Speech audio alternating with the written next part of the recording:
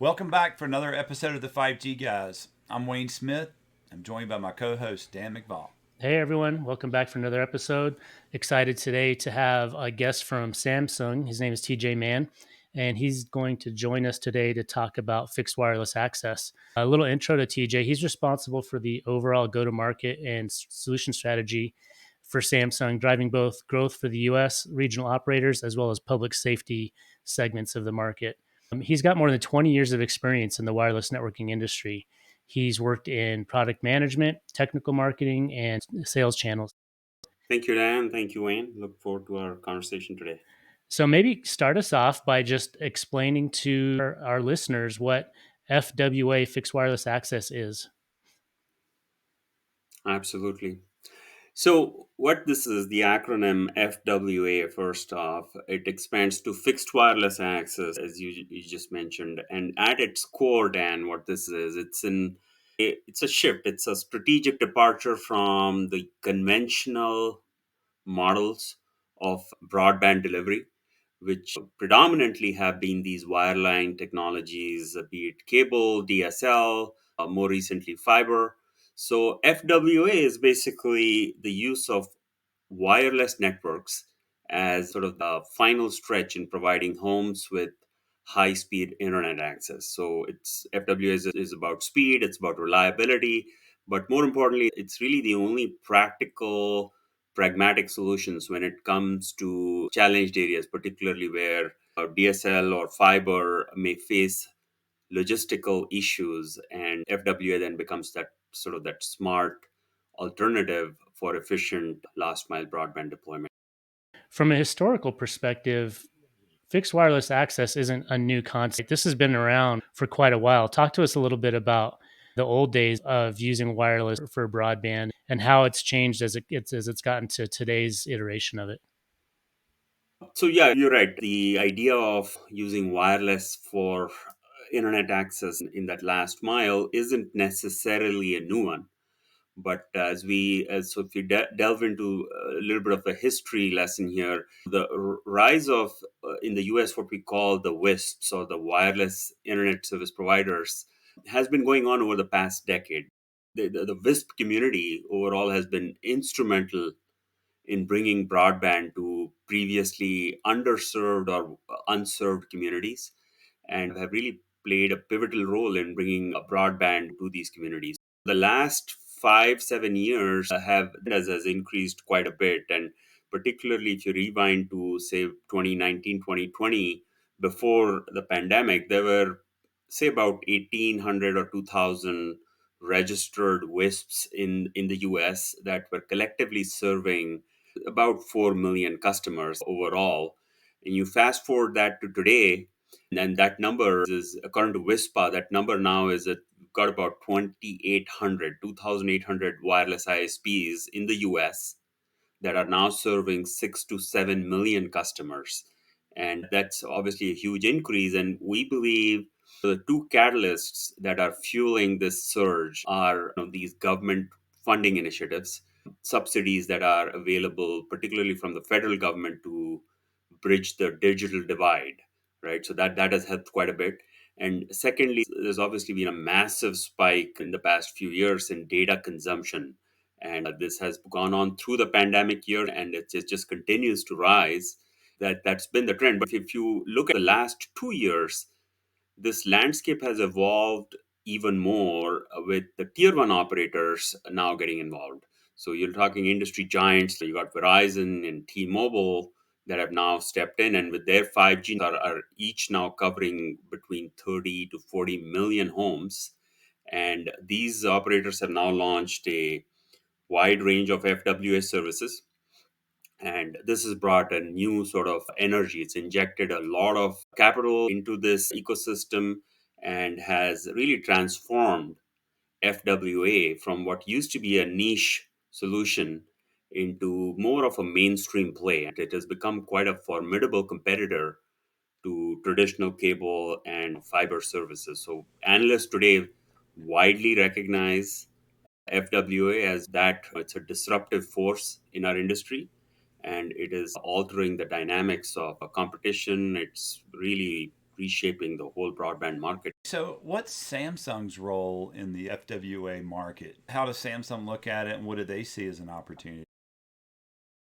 Wayne, with Samsung, we have a full suite of products. We are obviously leading mobile infrastructure company, and we have our leadership in the 5G space, having been deployed globally with nearly every region. We've got tier one operators that are Samsung customers. And when it comes to 5G, we also now have a wide range and portfolio that we bring to the table. But particularly when it comes to FWA, we've got a few products that I'd like to talk about. We've got our in the mid band, we've got some very interesting products for C band, the CBRS band 48, 3.5 gigahertz, where we've got our massive MIMO unit, which is this radio solution that is designed from ground up for fixed wireless applications. It has the ability to, using massive MIMO and multi-user MIMO, the ability to deliver simultaneously hundreds of megabits of throughput to hundreds of users on a single tower site. So we've got those products. When you look at millimeter wave with 5G, millimeter wave adds a lot of spectrum, and our 28 gigahertz product there is quite unique in that it's got compact form factor, making tower deployment a lot easier. So we are very focused on this market, not just with tier ones, but also the regional operators. We are engaged with many projects here in this segment. And we've got a full suite of products with radios in almost every band that you can think of. The acronym that you threw out of MIMO for our listeners that may not know is stands for multiple in, multiple out, right? It's one of many technology advances that has made fixed wireless access possible, more reliable, more capable. I think in previous episodes we described MIMO to our listeners that may not understand the technology as well as an engineer does is it's like having multiple ears. The more ears you have, the better you can hear, right?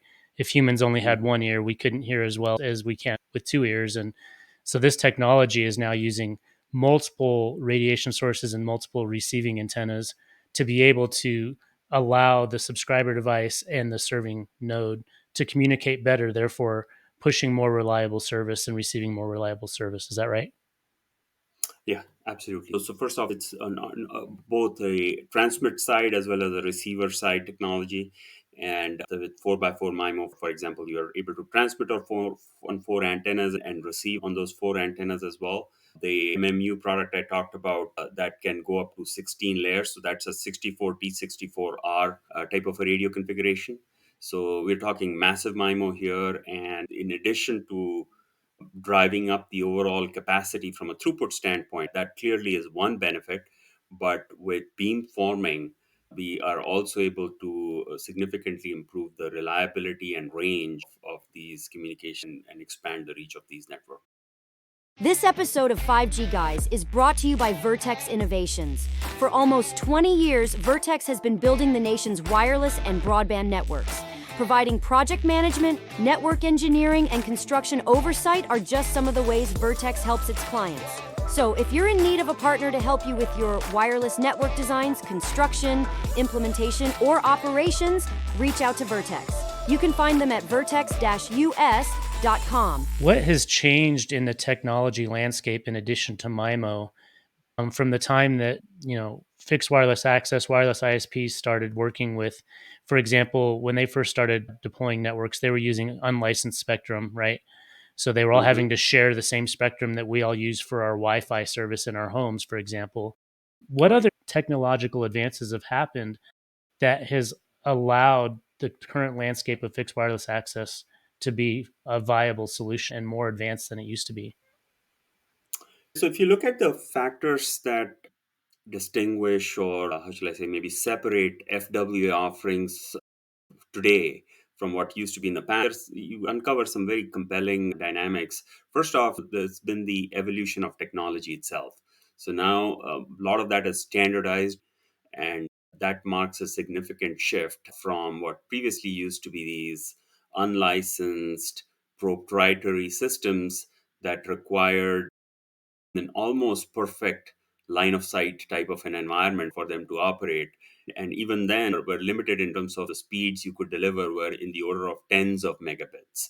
So obviously, there has been this evolution of technology, standardization with LTE and now 5G based systems appears like have helped a lot. The second issue, there is obviously now more spectrum available at our disposal, and especially in the mid bands, in the 3.5 gigahertz band, the CBRS band that I talked about, that's got about 150 megahertz of new spectrum that is available. 80 megahertz of that is completely unlicensed. Now, FCC is potentially even looking at opening up some parts of the 6 gigahertz band or for higher power transmissions. So there is just more spectrum available.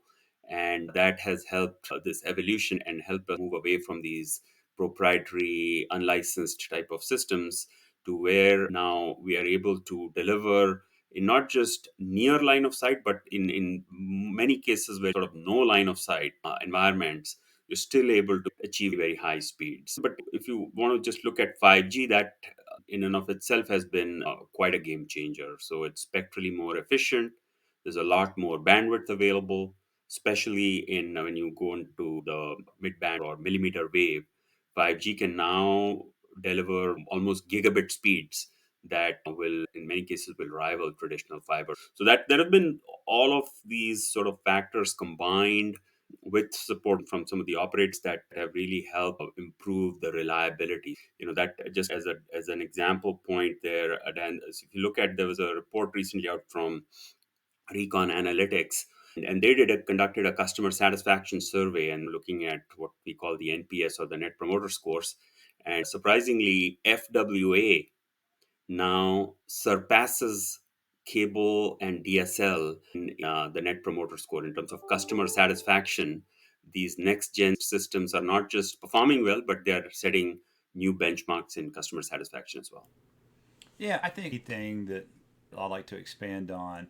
So prior to the technology changes, when we talked about fixed wireless, we talked about either direct line of sight or point to multi-point type applications. Now that we're utilizing the wireless spectrum in 5G and with the carriers, now we actually don't have to have line of sight in order to get wireless internet that now has bandwidth requirements that are it's off the charts compared to what we were used to. So that's one of the reasons that it's so more effective for the carriers in their growth. Would you explain that as that way? Is for the consumer, now you have another choice. And it could be through your wireless carrier versus in the past, you would have to choose an ISP or a WISP that had a direct line of sight to your property. Is that the difference? Yes.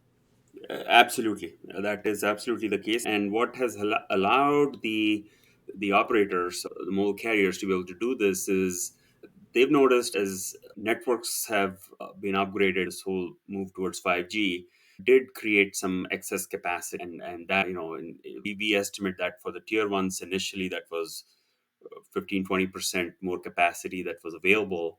And in terms of being able to provide coverage, then as I said, just between T-Mobile and Verizon, they're each covering with their 5G networks 40-50 million homes for where they could potentially deliver fixed wireless. So it becomes just a lot easier to provide service, be able to package that with all kinds of offers, combining it potentially with mobile services. And that has worked very well for the consumers. So overall, it's been a sort of a win-win. You mentioned earlier the tier one versus regional operators. For our listeners that aren't aware, most of us are aware of the major cellular carriers, AT&T, T-Mobile, Verizon. Many of us that might live in more rural parts of the country might be familiar with other brands like US Cellular, for example. But most people may not necessarily buy their service from those companies. There's 90 some regional operators in the US, right? And so you buy your service from Verizon, let's say, when you leave the area that Verizon has network, you're just going into one of those regional operators' networks and you're roaming. And to the consumer, you don't know that you're not on Verizon's network. So with regard to that, we know that two of the big three carriers in T-Mobile and Verizon are providing fixed wireless access. AT&T hasn't really played in that space yet. They've been really more focused on their fiber product. What's your position or what's your take on these 90 some regional operators? And should they be looking at fixed wireless access as a new line of business? to their customers where maybe they're not selling through Verizon or T-Mobile, but instead direct to the customer? I think that this represents, as we talked about, a huge bright spot in the industry overall. Which there have been some challenges in growing the mobile subscriber base, because that growth seems to be at about a 310, 315 million phones in the US. That number is harder to grow now, and there are challenges around growing the average revenue per user as well, the ARPU challenges, and these challenges are faced not just by the tier one operators but also by the regional operators. And fixed wireless access can be a great play for the regional operators as well. So, especially when they look at a 5G upgrade strategy, you definitely can take into account FWA as one of those early monetization opportunities. Because, as we noted earlier, what the tier ones noticed was that when they did do these upgrades, it did create a little bit of excess capacity, which they were able to package into home broadband type of services and be able to sell that. For regionals, it's an even more bigger, perhaps more interesting opportunity, because in rural, semi-urban type of places where there is already a lot of challenge getting cable in many fiber is difficult to deploy. And we believe regional operators can step in and play a big role here in also helping bridge the digital divide. To your point on the bridging the digital divide, as we've talked about in some other episodes, the federal government has issued quite a bit of subsidization to bridge that digital divide over the last few years in significant dollars. Billions of dollars have been allocated for deployment of broadband to get broadband to underserved and unserved parts of rural United States. What's your take on how the economics now of getting broadband to these rural parts of the US change with fixed wireless access compared to, let's say, fiber? Because fiber's really been a lot of people's perspective of the primary way to get broadband to the digital divide suffering communities. How's fixed wireless access changed those economics? So just to step back, there is obviously, yes, there has been funding. There is more funding coming. The big new program that is coming now, coming down the pike, is the BEAD program. This is about $42.5 billion available through the NTIA. Solving the digital divide, it's a complex challenge. So the FCC, if you look at the latest broadband map of the US, as part of the BEAD process, they have to go and identify how many unserved and underserved locations there were. So if you look of the total 114 million addresses or locations in the US, again, according to the FCC map, they designate 8.5 million as unserved and about 3.8 million underserved locations where people can't get that 100 by 20 service, or even less than that, for internet access. And these are now eligible for subsidies for broadband build out through the BEAD program. So the fund, as we know, is 42.5 billion, and if you take out the administrative and overhead, that leaves about 40.5 billion that is actually available for disbursement to the 50 states. So if you do the math of the 12.5 million locations and 40.5 billion, that amounts to roughly $3,400 subsidy available per broadband service location. And our estimate is, and there is a lot of reports out there that you can go look, but on an average, it's about $7,500 to deploy fiber to the home across the US. And that's an average. You look at, states like Montana, or some of these other remote places, that could be as high as $20,000.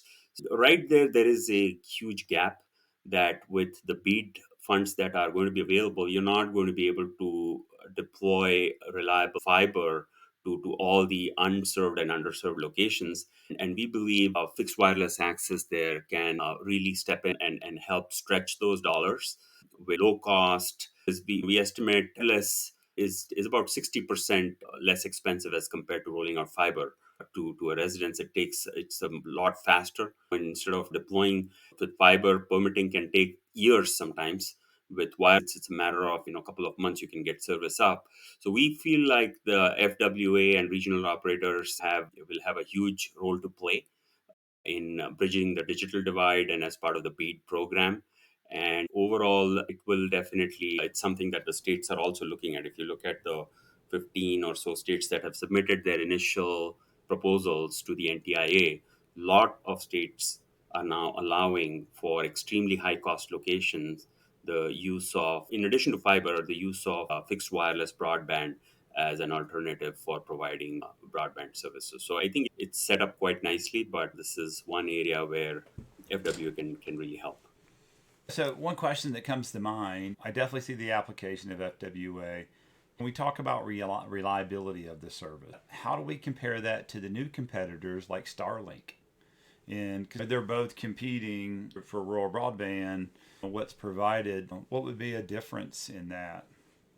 Just like we talked about how fiber can't reach everywhere, there are places where satellite and wireless can. When it comes to satellite internet, in good scenarios, when you multiple satellites, you can see you could get about 100 megabits. It's not quite as fast as what you might get with LTE or 5G. It's not even close. And there is also this issue of latency. Although these are low Earth orbiting satellites, there is still in the orders of, you're talking here, tens of milliseconds versus that could be a very high latency link when you're talking satellite internet. So, yes, there are going to be those very few locations where if there is no choice, then satellite might be the way to go. But we believe this is all it's all part of the solution. So fiber, cable, fixed wireless, as well as satellite are all good options for remote rural communities and semi-urban locations. If you go back and listen to our episode that Wayne and I did on talking about satellite internet service, these low Earth orbit satellites that Starlink uses, which are much closer to the Earth than the traditional HughesNet and Viasat satellites that from generation one, even at low Earth, they're still 250 to 1,000 miles above the Earth. Compare that to a fixed wireless access site that's 1 to 5 miles away from the subscriber. So that sheer distance difference pushes the limits of physics, right? So Right. I think they all have their place and their application, but I think it's a good question, Wayne, because on a relative basis, it can help people understand that you got to push those bits of energy 1,000 miles versus 1 mile. You start running into some physical limitations in terms of the laws of physics. And also, by the way, those satellites are trying to provide service to thousands of homes because they cover such a large area versus a fixed wireless access node is only covering an area that may have a few hundred homes. So you're Right. sharing that bandwidth with fewer of your quote unquote neighbors. So I think it's a great question. And I think it plays an important role because these projects that the federal government is funding are still not going to reach every home in the US. They're still not going to That's reach true. parts of Alaska. And so I think satellite is going to be a great option for a lot of those folks. Yeah. Yeah. Yeah. Although I think, again, just to be clear, Dan, I think with the types of FWA offerings and that are available now, we think this is a fairly robust and good option with just wireless internet. But you're right, there are going to be some pockets that may not even be served with FWA. And you could have scenarios where even for some emergency type operation, when you need temporary networks, those satellite links then become invaluable and can provide reach and coverage where other modes of internet access are not available. I'm pretty sure that the bulk of their deployments so far have been in more dense urban areas where they get more bang for their buck. And that I think there's quite a bit of expansion capability that they still have to reach even more Yeah. homes than they are now. I think that's a fair assumption. It is. And it's actually a good mix. I think if you look at, there is a report from T-Mobile. It's called the FWA State of the Market. And they basically today, in terms of just demographics, have about 40 to 45% of their subscribers of this FWA service are in the suburban areas, about 35% in rural markets, and then I think it's about 20% or so that are in urban locations. But there's still that's mostly suburban and rural, but there are quite a few in urban locations as well. I think it's been really insightful. I'll have to ask, since you work for Samsung, such a great company in technology, what are some new things that you guys are working on that you can share of what we can look forward to? So, as far as this topic, we are constantly looking for ways to improve performance. If you look at the FWA network, it's not just the radio, but there is also a CPE device that is at the subscriber or in a residence, indoor or outdoors. And there are a number of enhancements that we are looking at to improve not just the downlink stability of the link, improve throughput and capacity, but even for the uplink, we are working with some of our CPE partners to bring in some of those features to be able to improve link reliability and improve uplink throughput performance. Listen, TJ, I know you're busy. You've given generously of your time. Thank you so much for giving us the insights on fixed wireless access. We look forward to maybe touching base again down the road as we get into 6G and what 6G might do. I know a lot of people ask Wayne and I all the time, are we going to have to change the name of our podcast? But thank you so much for your time. Tell our listeners, is there any way they can contact you or reach out to Samsung or learn more about what Samsung's doing? Yeah, we've got a great website, samsungnetworks.com, and that's got a way to contact our marketing folks and our salespeople as well. So that'd be a good place to go. But again, thank you, Dan, and thank you, Wayne, for the time, and enjoyed speaking with you. All right, thank you. Thanks for listening to the 5G Guy. For more resources and to connect with Dan and Wayne, check out their website at 5gguys.com. If you enjoyed this episode, be sure to hit that follow button and share this episode with your friends and family.